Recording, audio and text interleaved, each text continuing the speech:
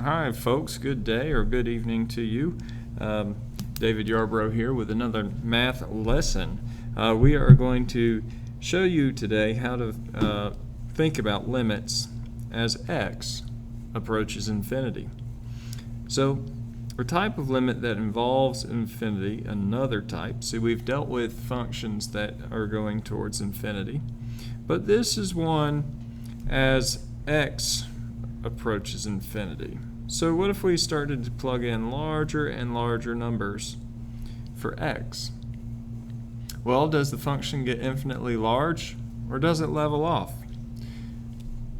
A lot of people might think, well, if you're plugging in independent values, x, then automatically the function will just grow no matter what. Unfortunately, that's not true if you think about, it just depends on the function that you're handed. So let's look at, for this example, if you have 2x minus 3 over x plus 5, I'll put that in my calculator real quick. So we're going to push alpha y equals and get that fraction bar that we like and type this thing in just like that. And just to make sure we're in the same Zoom 6 window, you can kind of see how this thing levels off, right? So where do you think it levels off? Well, if you have your table set up the way I've set mine, I have it asking me for the independent variables.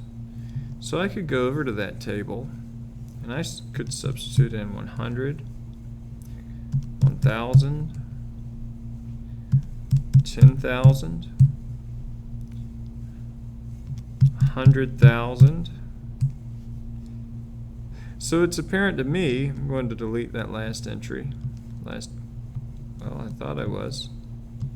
There we go. There's more entries than I thought there were. Okay, so as this x value continues to grow and grow and grow, unfortunately these are fractions, but those fractions are pretty close, or we should assume that those fractions are pretty close to 2. You see how we're getting so very close to 2? So this limit, as x approaches infinity, is actually 2. But I'll show you how we can do that without using a calculator.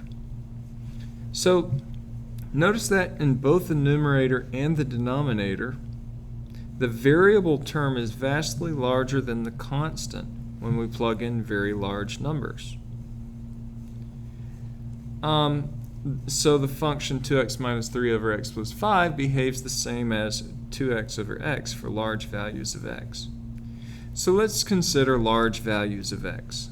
So let x equals, let's just say 1,000. If x was 1,000, then this would be 2,000 minus 3 over 1,000 plus 5. So what this paragraph is saying is that this minus 3 and that plus 5 do very little. These constants then can be ignored. And if those constants can be ignored, then that means that we essentially have 2,000 over 1,000, which would be 2. And that's how we can find this limit. Okay, so now that's if you have the same power on top and bottom. Let's look at that. Let's say this is always the case. The highest degree term dominates both the numerator and denominator. Okay, so since the highest degree term, okay, I understand what it's saying now. The highest degree term. So the highest degree term was this, because it has a first degree, and this is a first degree. Okay, they're both linear terms, and they're higher than the constant. The constants have 0 degree. In other words, x to the 0 power.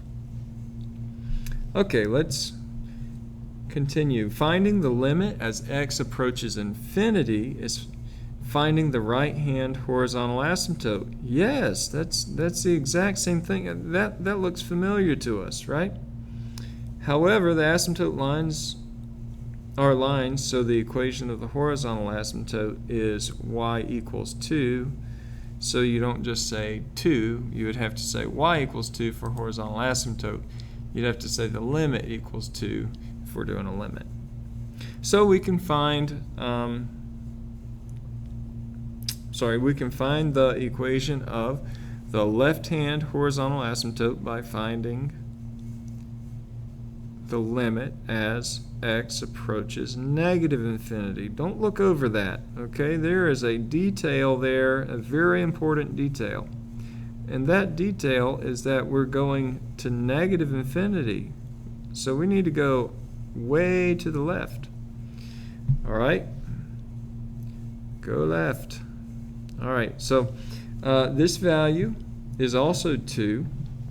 So we do have a horizontal asymptote at y equals 2. So if you wanted a little calculator display there, then you could maybe type in -100, -1000, -10,000, and -100,000. Oops, that was too many. And you're getting very, very close to 2.001. Okay, so but let's go back and review the horizontal asymptote rules because I remember those. Okay, so or we might need a refresher really, if the low degree is divided by a high degree, then y equals 0 is the horizontal asymptote, and thus the limit as x approaches infinity would also equal 0. If the high degree is greater than the low degree, then there is actually no horizontal asymptote, and we won't be able to find the limit.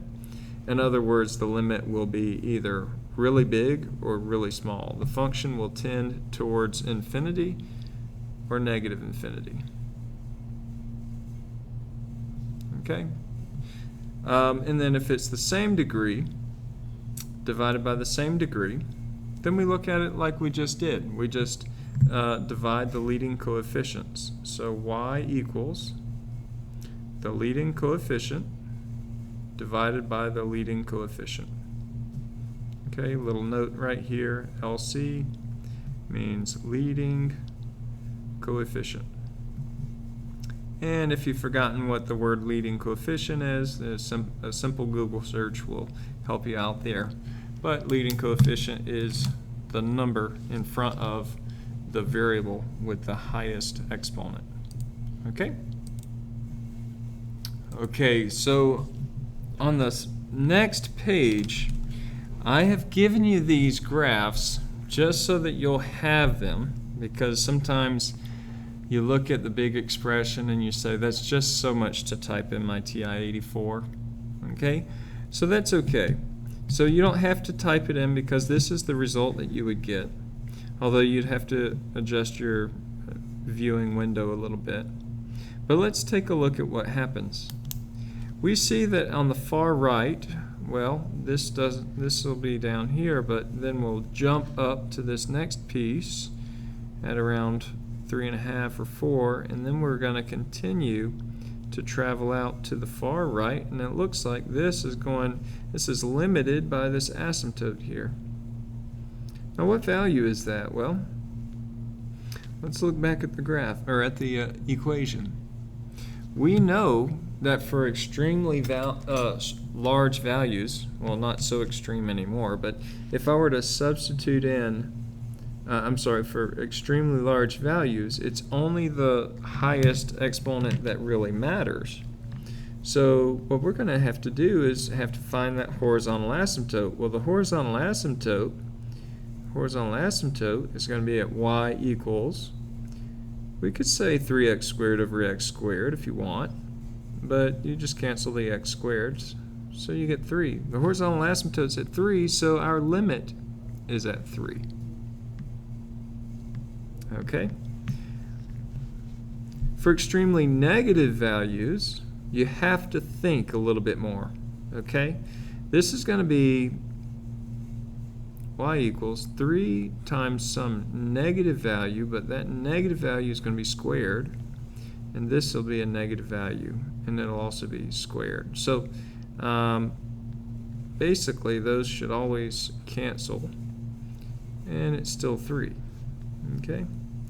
The only time where this might change is if maybe this is limited on the other a little bit lower, and that will happen with some functions. So you just have to be very careful.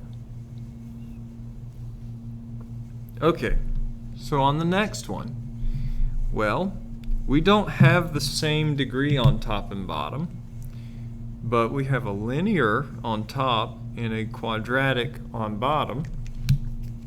And if we think about our horizontal asymptote rules, our horizontal asymptote rules says that if I have a low divided by a high, then I'm going to have y equals 0 as my horizontal asymptote. Now, if you're struggling to remember your horizontal asymptote rules, think about your horizontal asymptote like a hot air balloon. I'm going to do my best to draw a hot air balloon here. All right, so the hot air balloon, and let's put a little basket down here at the bottom. All right, so here we go. If you put more weight in the bottom, then wouldn't this balloon go down to the ground? And if you put more weight in the top, or add more gas, wouldn't it float wherever it wants to float? And if they were exactly balanced, wouldn't it just be a division of the leading coefficients?